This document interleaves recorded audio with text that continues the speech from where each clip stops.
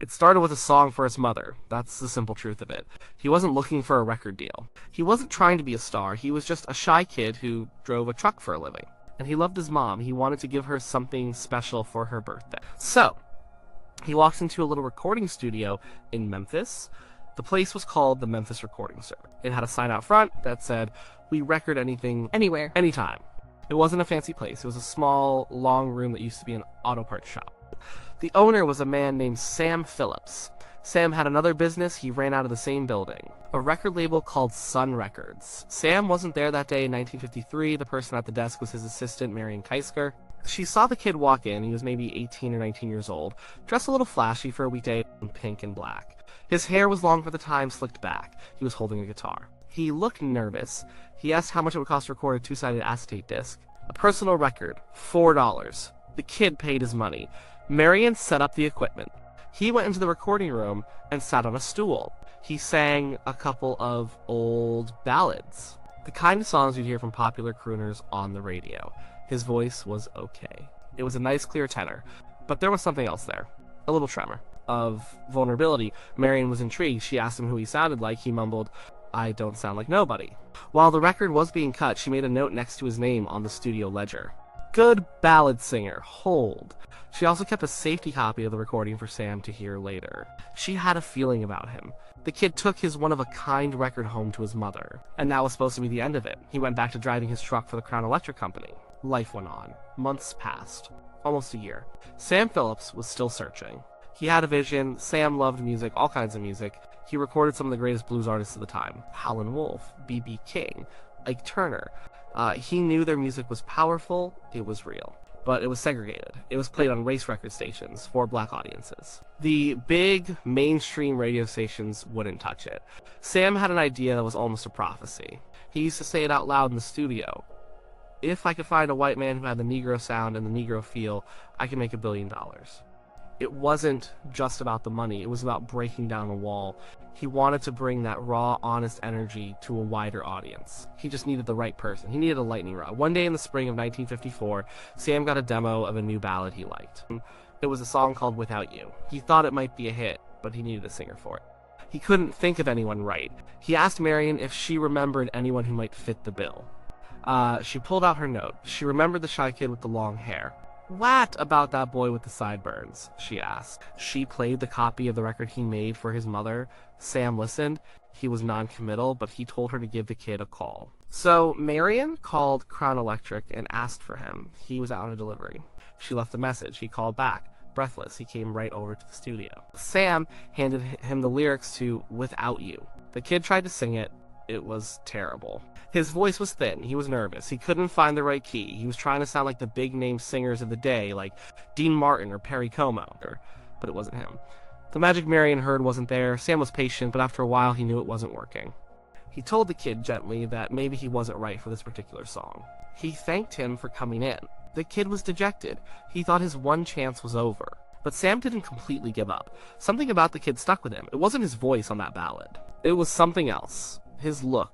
His earnestness, the way he absorbed all kinds of music. The kid could sing anything he heard on the radio, from gospel hymns to country weepers to deep blues. Sam decided to try one more thing. He called a local guitarist he trusted, a man named Scotty Moore. Scotty was a solid professional musician. He played in a country band called the Starlight Wranglers. Sam asked Scotty if he'd get together with the kid, just to see if they could work something out. He also brought in the band's bass player, a guy named Bill Black. Bill was a bit of a showman, a jokester. He played the big, upright bass. So the three of them met at Scotty's house on a Sunday afternoon. The kid, Scotty, and Bill. It was awkward. The kid was quiet, polite. He called them Sear. They tried playing a few songs, mostly ballads and country tunes. It was the same problem as before. Nothing was clicking. The kid was trying too hard to please them, to sing the way he thought they wanted him to sing. Scotty called Sam later that day. He wasn't impressed. "He's got a good voice," Scotty said, "but he don't know what to do with it. The boy's not a country singer. He's not really a pop singer. I don't know what he is." Sam just said, "Well, bring him into the studio tomorrow night anyway. Let's just mess around and see what happens." He still had a hunch. The next night, July 5th, 1954, they all met at Sun Studio. It was hot. Memphis in July is a heavy, sticky kind of hot. The studio wasn't air-conditioned. They had a few fans blowing the warm air around. They started again. They tried a few ballads. One was a song made famous by Bing Crosby. Another was a country song. It was going nowhere. The energy was flat. Sam was in the control booth listening. Scotty and Bill were getting tired. They'd been at it for a couple of hours. It was getting late. They were ready to pack it in and go home. Another failed experiment. They decided to take a break. They were drinking Cokes and just sort of standing around. The official session was over. The pressure was off. And then it happened. The kid picked up his acoustic guitar. He wasn't performing for anyone now. He was just fooling around. He started strumming a fast, frantic rhythm. And he started singing. But he wasn't singing a ballad. He was singing an old blues song by a musician named Arthur Big Boy Crudup. It was a song Sam knew well, but the kid wasn't singing it like a bluesman. He was singing it like a bolt of lightning. He was singing it way too fast. He was jumping around, slapping the body of his guitar. His voice was loose, wild, full of a strange new energy. It wasn't blues, it wasn't country, it was something else entirely. He was just having fun. Forgetting anyone was listening. In the corner, Bill Black heard him. He grinned. He picked up his big, upright bass and started slapping the strings, creating a percussive, clicking rhythm that matched the kid's guitar. It was a sound you'd hear in Western swing bands, but not like this. It was aggressive. It was driving. Scotty Moore looked over. He had no idea what they were doing. But he picked up his electric guitar and started playing a lead line over the top of it. He was just trying to keep up. Back in the control booth, the door was open. Sam Phillips heard the noise. It wasn't a song. It was a racket. A glorious, beautiful racket. His head snapped up. He stuck his head out the door. "What the hell are you doing?" he yelled. They stopped, looking like they'd been caught doing something wrong. I don't know, the kid said. "We were just messing around." Sam's heart was pounding. This was it. This was the sound he had been hearing in his head for years. It was the fusion. It was the feel. He didn't care that it was rough. He didn't care that it was fast. "Well," Sam said, his voice calm but his eyes electric. "Find a place to start and do it again." He ran back into the control booth and hit the record button. He told them to start from the beginning. They launched into it again. The kid's voice was soaring, hiccuping, full of joy and abandon. Bill's bass was slapping away, a runaway train. Scotty's guitar was weaving in and out, clean and sharp. They played it through once, maybe twice. It was raw, it was imperfect, it was alive. Sam knew he had captured something important. He had caught lightning in a bottle. Now he had a problem. In those days, records had two sides, an A-side and a B-side. He had his A-side, this wild new thing, but what would he put on the other side? That you couldn't just have one song. They tried to find another blues song to speed up, but the magic wasn't there. It felt forced. They took another break. During the break, Bill Black started goofing around again. He started singing a high, exaggerated falsetto voice. He was singing a classic bluegrass song, a slow, mournful waltz by a man named Bill Monroe. The kid heard him. He joined in, also singing in that high, lonesome voice. But then, just like before, he started speeding it up. He changed the rhythm from a waltz to a driving 4/4 time. It was the same formula, but in reverse. They had taken a black blues song and made it sound almost like country. Now they were taking a white country song and giving it a syncopated, rhythmic kick. Sam heard it again. "That's it," he said. "That's the B-side." They recorded it right there. The two songs were like mirror images of each other. One came from the blues world, the other from the country world.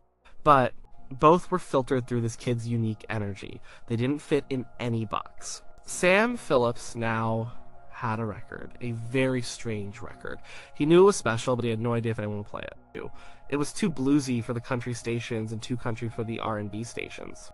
It might fall right through the cracks. He needed an ally. He needed someone as adventurous as the music itself. He knew just the man. Dewey Phillips, no relation to Sam. Dewey was the most popular DJ in Memphis. His nightly radio show on WatchBQ was called Red, Hot, and Blue.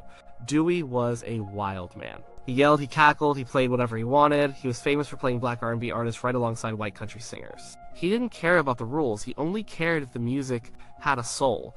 A few days later, Sam took a test pressing, an acetate, of the song over to Dewey at the radio station. As Dewey listened to it, he wasn't sure. It was weird. He couldn't place it. Sam kept telling him, "Just play it, Dewey. Just give it one spin." Dewey finally agreed. That night, on his show, he told his listeners he had something new, something different. He put the needle on the record. The sound that came out of the radio was unlike anything Memphis had ever heard. The fast, frantic guitar, the slapping bass, and that voice, that wild, free voice. Before the song was even over, the radio station's phone lines lit up, all of them. People were calling in frantic. What was that? Who was that singer? The reaction was immediate and overwhelming. Dewey saw the switchboard blinking like a Christmas tree. He played it again. The phones rang even more. People started asking, is he white? Is he black? Nobody knew. His voice had the raw emotion of the blues singers, but the clarity of a country artist. It was confusing. It was exciting. Dewey put the record on and let it play over and over again. He said on the air that he played it 7 times in a row. Some people say it was more like 14. He had to keep playing it because the calls wouldn't stop. It was an instant, explosive phenomenon. Meanwhile, the kid who started it all was hiding. He was so nervous about his song being on the radio that he couldn't bear to listen. He went to a local movie theater to hide in the dark. His parents were at home listening. They heard the commotion. They heard Dewey Phillips trying to get the singer to come down to the station. They knew where their son was. His father drove to the movie theater, found him, and told him he had to get to the radio station right now. The whole city was going crazy. The kid was terrified. He was shy. He'd never been on the radio. He'd never been interviewed. He walked into the WBQ studio trembling. Dewey Phillips sat him down and turned on the microphone. The interview was short. The kid mumbled his answers. He was polite and humble. Dewey asked him a few simple questions. The most important one was this: what high school did you go to? It sounded like a casual question, but it was a code. Dewey was telling his audience something without saying it directly. The kid answered, I went to Humes High. Humes was an all-white school. With that one answer, the mystery was solved for the Memphis listeners. He was white, and that made the whole thing even more shocking, more revolutionary. The next day, the record was a sensation. Sam Phillips rushed to get it pressed and into record stores. The first pressing of a few thousand copies sold out in days. He couldn't keep up with the demand. It was a massive local hit. It shot to the top of the Memphis charts. From there, it spread. It wasn't an instant nationwide #1, it was a slow burn. It became a big hit in other southern cities. Nashville, New Orleans, Houston, it was a regional monster. It announced the arrival of a new force in music. It took time for that one single to sell 1 million copies.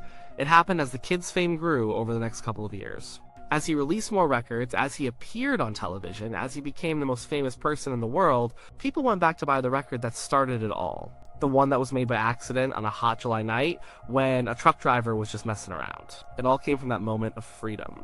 The moment he stopped trying to be someone else and just let the music inside him come out. He took a blues song written by a black man from Mississippi, mixed it with the high lonesome sound of a white bluegrass musician from Kentucky, and filtered it all through his own Pentecostal church, going, Beale Street loving soul.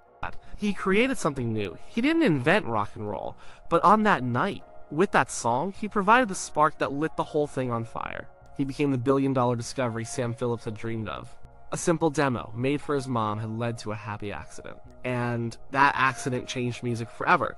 The song was called That's All Right.